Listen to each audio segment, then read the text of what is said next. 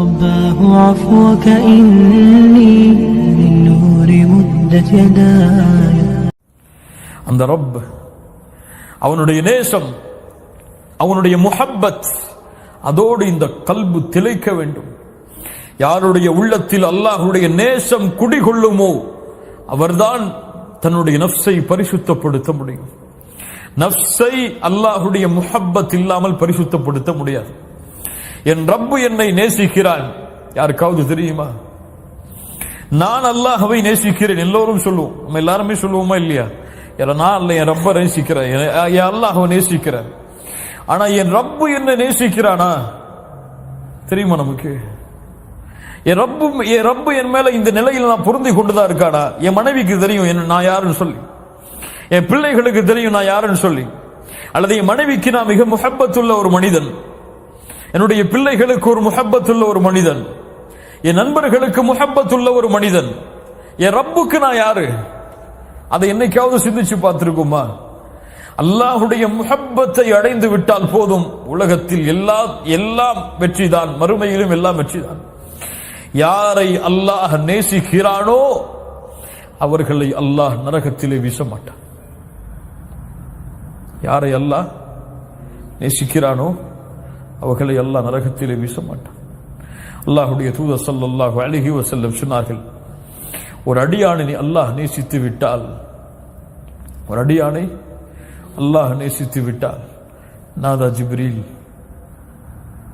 ஜிப்ரீலை அழைப்பான். யா ஜிப்ரீல், இன்னல்லாஹ யுஹிப்பு ஃபுலானன். அல்லாஹு அக்பர்.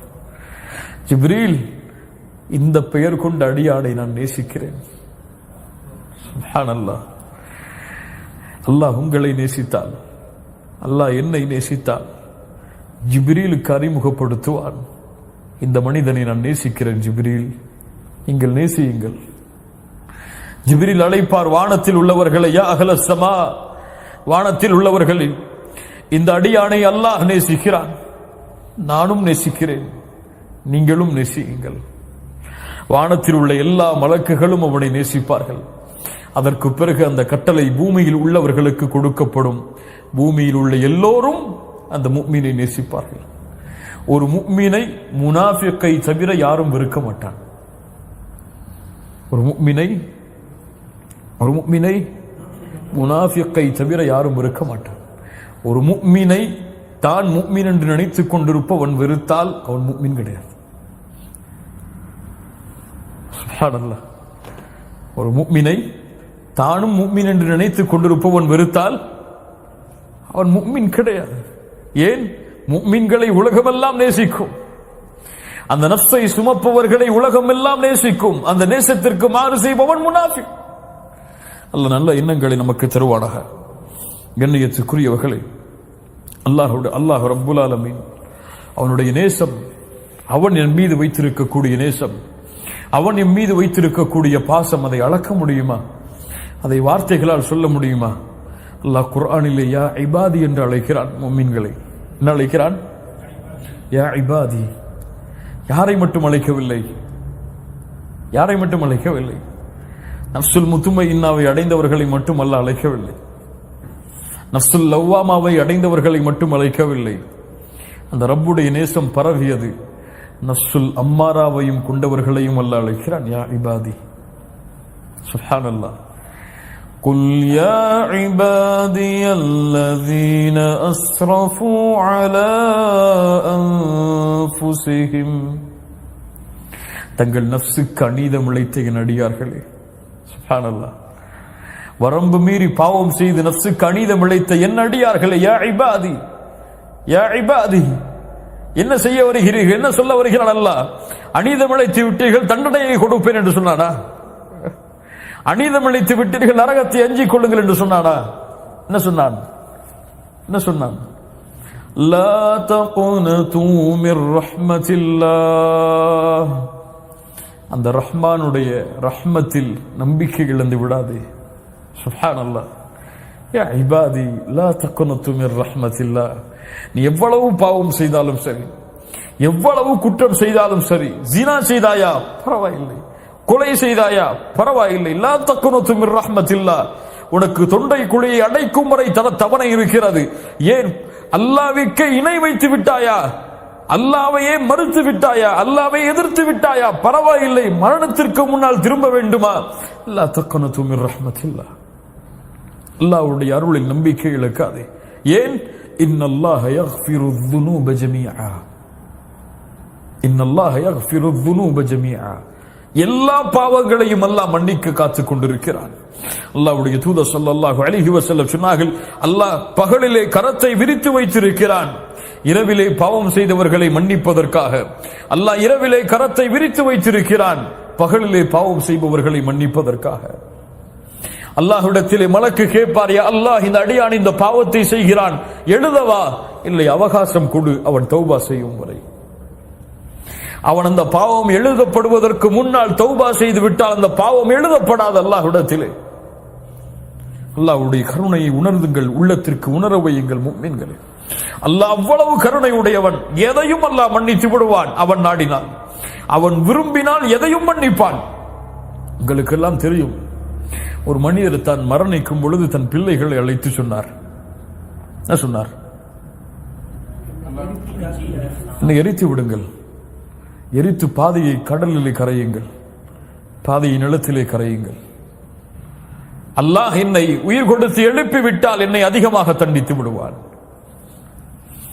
இந்த ஹதீஸை பலர் சரியான முறையில் புரிந்தால் ஒரு உண்மையை புரிந்து கொள்ளலாம். எம்முடைய முன்னாள் அறிஞர்கள் அதை விளக்கி சொல்கிறார்கள். இவர் செய்தது என்ன தெரியுமா? அல் குஃப்ர். என்ன குஃப்ர்? அல்லாஹ் என்னை உயிர் கொடுத்து எழுப்புவான், எழுப்ப மாட்டான் என்று நினைப்பவன் யார்? யார் அவன்? காஃபிர். அல்லாஹ் எழுப்புவான் என்ற தன்மையில் இவன் ஜாஹிலாக இருந்தால், அறியாதவனாக இருந்தான், அல்லது அறிந்தும் அந்த நேரத்தில் அதை அவன் மறந்து விடுகிறான். அல் குஃப்ரு பில் ஜஹல். இவனை அல்லாஹ் உயிர் கொடுத்து எழுப்பினான். லிம்ம ஃபஅல்த ஹாதா யா அப்தி, என் அடியானை ஏன் இப்படி செய்தாய்? ஒரே வார்த்தை தான் சொன்னார் அவர், மகாஃபத்துக யா ரப். பயம் செய்ய வச்சிருச்சு ரப்பே, உன் பயம். நீ என்னை உயிர் கொடுத்து எழுப்பினால், என்னை தண்டித்து விட்டால் நான் செய்த பாவங்களுக்கு நிலைமை என்ன என்ற பயம். அல்லாஹ் சொன்னான், உன் எல்லா பாவத்தையும் மன்னித்து விட்டேன், சொர்க்கத்துக்கு போன்றான். சுப்ஹானல்லாஹ். அல்லாஹ் தன்னை உயிர் கொடுத்து எழுப்புவான் என்பதை அவன் மறந்து ஜாஹிலாக இருந்தான், அதையும் அல்லாஹ் மன்னித்தான். உங்களுக்கு எல்லாம் தெரியும், இந்த அல்லாஹ்வுடைய அச்சத்தை சுமந்த ஒரு பெண்மணி, அல்லாஹ்வுடைய தூதர் ஸல்லல்லாஹு அலைஹி வஸல்லம் சஹாபாக்களோடு மஸ்ஜிதிலே உட்கார்ந்து பேசிக் கொண்டிருக்கிறார்கள். அப்போது அந்த பெண்மணி வருகிறார்கள். அந்த அல்லாஹ்வுடைய தூதருக்கு முன்னால் வந்தார்கள். யா ரசூலல்லாஹ், யா நபி அல்லாஹ், நான் விபச்சாரம் செய்து விட்டேன், ஃபதஹிர்னி, நீ சுத்தப்படுத்துங்கள் அல்லாஹ்வுடைய தூதரே. அல்லாஹ்வுடைய தூதர் ஸல்லல்லாஹு அலைஹி வஸல்லம் சொன்னார்கள், என்ன சாட்சி வைத்திருக்கிறாய் நீ? சாட்சி இல்லையே, சென்று விடு என்னை விட்டு. நீ எப்படியே செய்தாலும் சென்று விடு, சாட்சி இல்லை அதற்கு, உன்னை தண்டிக்க முடியாது. அல்லாஹ்வுடைய தூதரை, சாட்சி வேண்டுமா? இதோ என் வயிற்றிலே குழந்தை, இந்த குழந்தை தான் அதற்கு சாட்சி. ஃபதஹிர்னி யா ரசூலல்லாஹ். அல்லாஹ்வுடைய தூதர் சொன்னார்கள், வயிற்றிலே குழந்தையை சுமக்கிறாய், உனக்கு தண்டனை கொடுக்கலாம், குழந்தைக்கு முடியாது, போ. குழந்தை பெற்றெடுத்ததற்கு பிறகு வா. யாரையும் கூட அனுப்பல, போயிட்டு வாங்க, இவரை பாதுகாத்துக்குங்க, குழந்தை பெற்றதுக்கு அப்புறம் கூட்டு வந்துருங்க. அந்த சஹாபிய பெண்மணி சொல்லுகிறார்கள், சென்று குழந்தை பெற்றெடுத்ததற்கு பிறகும் வந்தார்கள். ஃபதஹிர்னி யா ரசூலல்லாஹ்.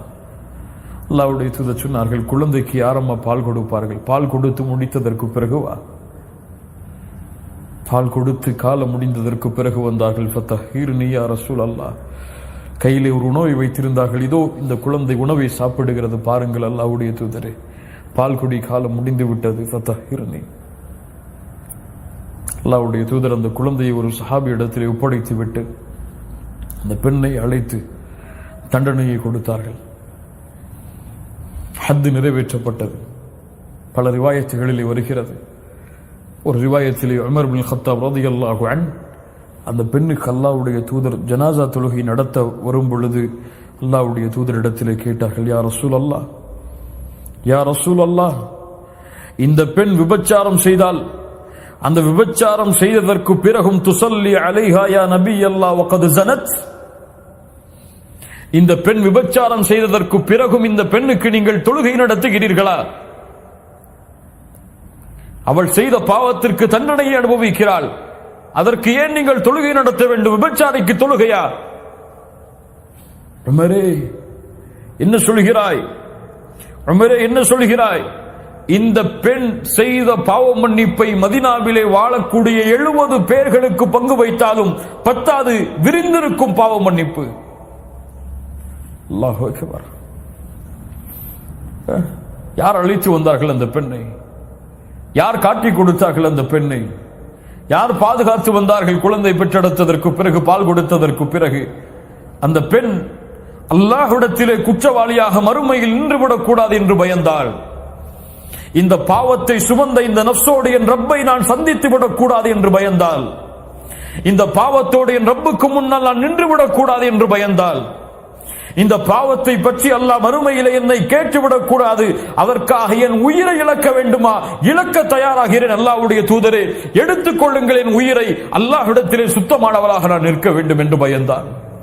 ஃபதஹிர்னி யா ரசூலல்லாஹ், ஃபதஹிர்னி யா ரசூலல்லாஹ், என் உள்ளத்தை சுத்தப்படுத்துங்கள் அல்லாஹ்வுடைய தூதரே.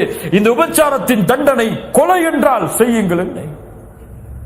திருமணம் முடித்ததற்கு பிறகு கண்ணியத்துக்குரியவர்களே, இது அல்லாஹ்வுடைய அச்சம், இது அல்லாஹ் ரப்புல் ஆலமீன் இந்த நேசமும் இந்த முஹப்பத்தும் இந்த தக்வாவும் எம்முடைய உள்ளத்தை பரிசுத்தப்படுத்துவதற்கு உதவியாக இருக்கும், ஆறுதலாக இருக்கும். அடுத்ததாக இறுதியாக என் நஃப்ஸை பரிசுத்தப்படுத்துவதற்கு மிக முக்கியமான ஒரு அம்சம் அல்லாஹ் எமக்கு கொடுத்த நிஅமத்தை எண்ணி பார்ப்பது. நான் யார்? எங்கிருந்து வந்தேன்? எனக்கு லா இலாஹ இல்லல்லாஹ் கலிமா, லா இலாஹ இல்லல்லாஹ் என்ற கலிமாவை கொடுத்தவன் யார்? முஹம்மது ரசூலுடைய வழியில் என்னை வழிகாட்டியவன் யார்? கலிமாவை சுமந்த பெற்றோர்களுக்கு பிள்ளையாக என்னை கொடுத்தவன் யார்? என்னை கொடுத்ததற்கு பிறகு என்னை லா இலாஹ இல்லல்லாஹோடு வளர்த்தவன் யார்? என்னை தொழுகையாளியாக மாற்றியவன் யார்? என்னை இல்முடைய சபையில் கலந்து கொள்ள வைத்தவன் யார்? எமக்கு இல்மை கற்றுக் கொடுப்பதற்கு ஒருவரை நியமித்தவன் யார்?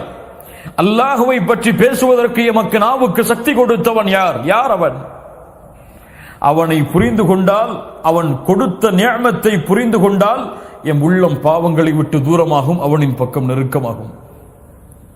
மேலே குர்ஆனிலே மிக முக்கியமான சூராவில் ஒன்று சூரத்துத் துஹா. சூரத்துத் துஹா, சூரத்துத் துஹாவை நீங்கள் தனிமையில் படித்து பார்த்தால் போதும், உங்களுடைய உள்ளம் அல்லாஹ்வின் முஹப்பத்தால் நிறைந்துவிடும்.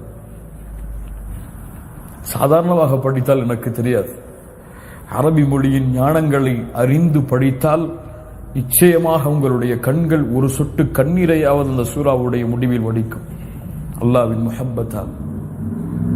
சூரத்துத் துஹா அவ்வளவு முக்கியமான சூரா.